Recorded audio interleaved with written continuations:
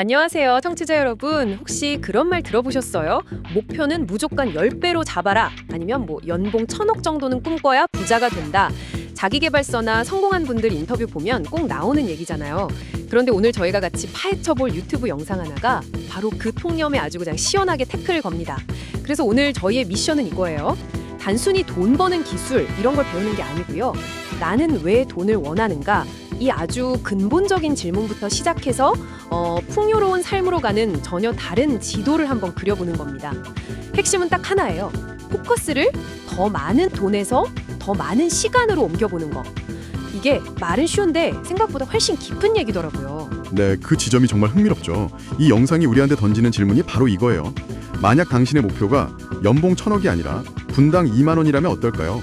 이게 그냥 숫자 노론 같지만 이 작은 관점의 변화가 당신이 일하고 쉬고 살아가는 방식 전체를 어떻게 뿌리부터 뒤흔드는지 지금부터 한번 제대로 파고 들어가 보죠. 좋아요. 한번 풀어보죠.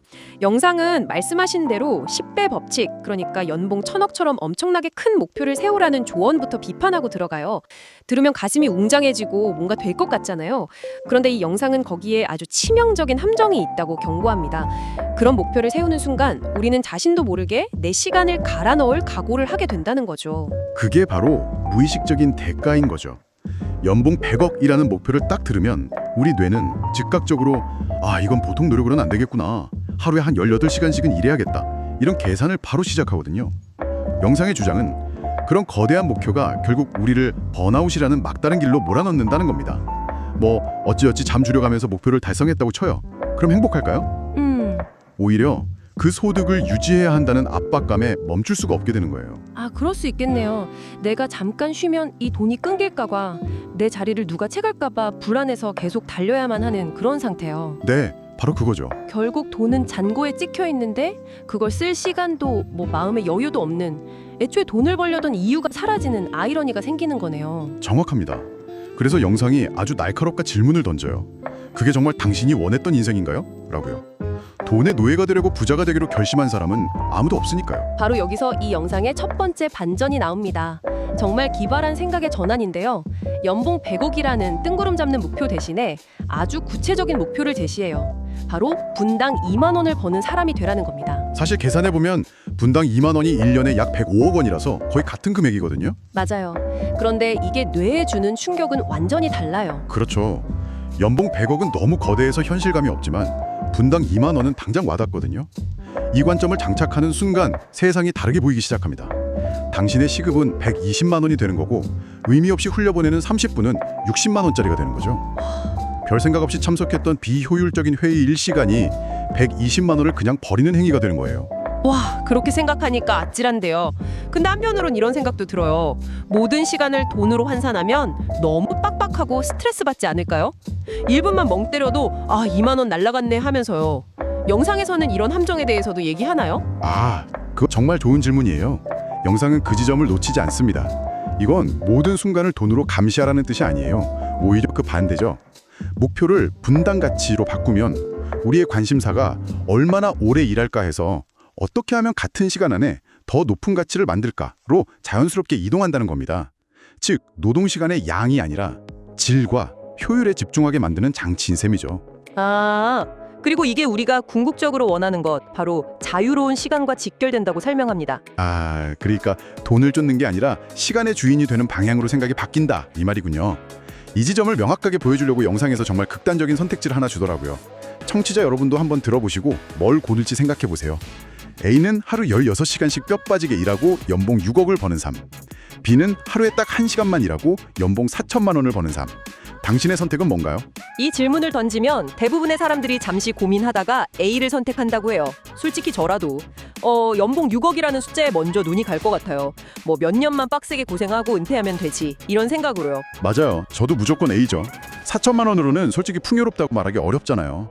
그런데 영상은 놀랍게도 B를 선택한 사람이 훨씬 더 현명하고 부자가 될 확률도 높다고 단언합니다. 아니 상식적으로 이게 어떻게 가능하죠? 하루 1시간만 일하고 4천만 원을 벌 수 있는 효율적인 구조를 이미 하나 가지고 있는 거죠. 이 말은 뭐냐면 이 사람은 마음만 먹으면 그 구조를 15개 더 복제해서 하루 15시간이라고 연봉 6억을 벌 수 있는 잠재력을 가졌다는 뜻입니다. 반면에 A는요. A는 이미 하루 16시간을 일하고 있으니 수입을 더 늘리려면 하루 48시간을 살아야 하는 거네요. 불가능하죠. 아, 이제 이해가 되네요. B는 돈 버는 방법을 아는 사람이고 A는 그냥 열심히 일하는 사람이군요. 바로 그겁니다. 목표가 단순히 돈의 액수가 아니라 일하는 시간을 줄이는 것이 되어야 하는 이유가 바로 여기에 있었네요. 바로 그거죠. 두 길 모두 부라는 목적지로 갈 수는 있어요. 하지만 완전히 다른 종류의 삶, 다른 종류의 자유를 만들어낸다는 거죠. 하나는 돈은 많지만 시간에 영원히 쫓기는 삶이고 다른 하나는 돈과 시간을 모두 지배하는 삶으로 가는 길인 셈이죠. 그렇다면 시간을 줄이는 길, 즉 B의 길을 선택했을 때 우리에게 실제로 생기는 가장 큰 변화는 뭘까요? 영상에서는 이걸 여유라고 표현하면서 아주 직설적인 비유를 들어요. 저 이거 듣고 좀 웃었는데 돈이 너무 마려우면 아무것도 할 수 없다는 거예요. 비유가 좀 거칠긴 한데 확 와닿지 않나요? 비유는 거칠지만 본질을 정확히 꿰뚫고 있죠. 생존에 대한 공포, 마감에 대한 스트레스, 극심한 피로 같은 절박한 상태에 놓이면 인간은 이성적인 판단을 내릴 수가 없다는 겁니다. 아무리 의지가 강한 사람이라도 당장 눈앞에 불 끄기에 급급해져서 더 나은 해결책이나 창의적인 아이디어를 떠올릴 수가 없어요. 여유가 없으면 현명해질 수도 없는 거죠. 맞아요. 번아웃이 왔을 때를 생각해보면 정말 아무 생각도 안 나잖아요. 그냥 이 상황에서 도망치고 싶다는 생각밖에 안 들죠. 그런 상태에서는 돈 버는 구조 같은 걸 설계할 정신적 에너지가 아예 남아있지 않겠네요. 정확해요. 그래서 영상은 선순환의 중요성을 강조합니다. 의식적으로 근무 시간을 줄이면 여유가 생겨요. 그 여유 시간에 제대로 쉬면 컨디션이 최상으로 올라오죠. 좋은 컨디션은 높은 집중력으로 이어지고요. 그 집중력을 바탕으로 어떻게 하면 이 일을 더 빨리 끝낼 수 있을까 하고 고민하게 됩니다. 결국 시간을 더 줄이는 방법을 찾아내게 되는 아름다운 선순환이 만들어지는 거예요. 와, 그래서 영상은 이렇게 말합니다. 진짜 똑똑한 사람은 피로를 견디는 사람이 아니라 애초에 피곤해지지 않도록 삶을 설계하는 사람이라고요. 와, 피곤해지지 않도록 삶을 설계하는 사람. 이건 정말 머리를 한 대 맞은 것 같은 문장이네요. 자, 그럼 정리를 해보면 우리의 목표는 돈 자체가 아니라 내 시간을 완벽하게 통제하는 권리를 얻는 것까지 왔어요. 그럼 이제 하루 1시간만 일하고 나머지 23시간은 하고 싶은 거 하면 살면 행복 끝, 인생 성공 이렇게 되는 건가요? 왠지 그게 끝이 아닐 것 같은데요? 예리하시네요. 영상은 거기서 멈추지 않고 한 걸음 더 깊이 들어갑니다. 시간을 마음대로 쓸 선택권을 얻는다고 해서 행복이 자동으로 따라오는 건 아니라는 거죠. 극단적으로 말해서 하루 1시간만 일하는데도 우울증에 걸리면 그 삶은 지옥이나 다름없어요. 아, 반대로 하루 18시간을 일해도 미치도록 좋아하는 일을 하는 사람에게는 그 시간이 천국일 수도 있고요. 그렇다면 결국 시간 확보, 그 다음 단계가 있다는 거네요. 시간을 확보한 뒤에 그걸 어떻게 채우느냐의 문제로 넘어가는군요. 맞습니다. 그래서 영상이 최종적으로 도달하는 지점은 바로 의미입니다.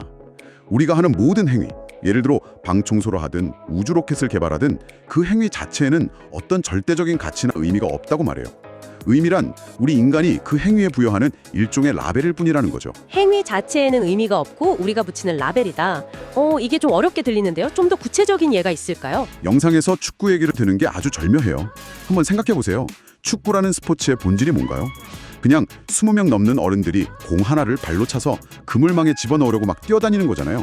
객관적인 행위만 보면 아주 기이하죠. 그러네요. 하지만 우리는 거기에 팀워크, 열정, 국가대표의 명예, 승리의 환희 같은 엄청난 의미들을 부여했어요. 그 라벨 덕분에 축구는 수조 원이 오가는 거대한 산업이 된 겁니다. 아하, 청소라는 행위도 그냥 귀찮은 집안일이라는 라벨을 붙일 수도 있지만 사랑하는 가족을 위한 공간을 만드는 신성한 행위라는 라벨을 붙일 수도 있다는 거군요. 네, 바로 그거죠. 무엇을 하느냐보다 내가 그 일에 어떤 의미를 부여하느냐가 내 감정과 삶의 질을 결정한다는 거네요. 이걸 확장하면 성공과 실패라는 개념까지 이어져요. 영상에서는 상어와 독수리의 속도를 비교하는 건 무의미하다고 말합니다. 상어는 바다에서, 독수리는 하늘에서 각자의 왕이죠. 각자 자신의 무대가 다른 것처럼 당신에게도 당신만의 무대가 있다는 겁니다. 그래서 남의 무대를 보면서 나는 왜 저 사람처럼 못할까? 내가 가는 길이 망하면 어떡하지? 라고 두려워할 필요가 없다는 거예요. 성공과 실패 역시 우리가 스스로에게 붙이는 라벨에 불과하니까요. 듣고 보니 그렇네요. 옆집 사람이 주식으로 10억을 벌었다는 게 성공이라면 그건 그 사람의 무대에서 일어난 일이지 내 무대의 성공이나 실패와는 아무 상관이 없는 거군요. 모든 게 원래 의미가 없었다고 생각하니까 오히려 실패에 대한 두려움 없이 뭐든 시도해볼 수 있겠다는 역설적인 용기가 생기는 것 같아요. 그게 바로 영상이 전하려는 최종 메시지입니다. 타인의 기준, 세상이 정해놓은 성공이라는 라벨에서 벗어나서 오로지 당신의 느낌에 집중하라는 거죠. 당신이 지금 하는 일에 어떤 의미를 부여하느냐에 따라 당신이 느끼는 모든 것이 완전히 달라질 테니까요. 오늘 이야기 한번 정리해볼까요? 우리는 연봉 1000억처럼 거대하고 막연한 목표가 오히려 우리를 번아웃으로 이끈다는 지점에서 출발했어요. 그 대신 분당 2만 원이라는 시간을 기준으로 한 구체적인 목표를 세우는 것만으로도 부의 게임을 축적해서 효율, 시간의 노예에서 시간의 주인이 되는 삶으로 전환할 수 있다는 강력한 힌트를 얻었고요. 하지만 거기서 멈추지 않았죠. 그렇게 확보한 시간이라는 선택권조차 최종 목적지가 아니라는 것. 진정한 풍요로움은 그 시간을 어떤 의미로 채우느냐에 달려있다는 더 깊은 통찰까지 들여다봤습니다. 결국 중요한 건 당신만의 무대에서 당신이 부여한 의미를 통해 바로 지금 이 순간을 얼마나 강렬하게 살아있음으로 느끼느냐는 것이었죠. 그래서 이 모든 내용을 바탕으로 청취자 여러분이 오늘 하루 곱씹어 볼 만한 질문을 하나 남겨드리고 싶습니다. 영상은 돈이나 시간 같은 외부의 목표를 넘어 당신의 느낌에 집중하라고 말합니다. 그렇다면 오늘 당신이 어차피 해야 할 일들 중에서 아주 사소한 행동 하나를 골라보세요.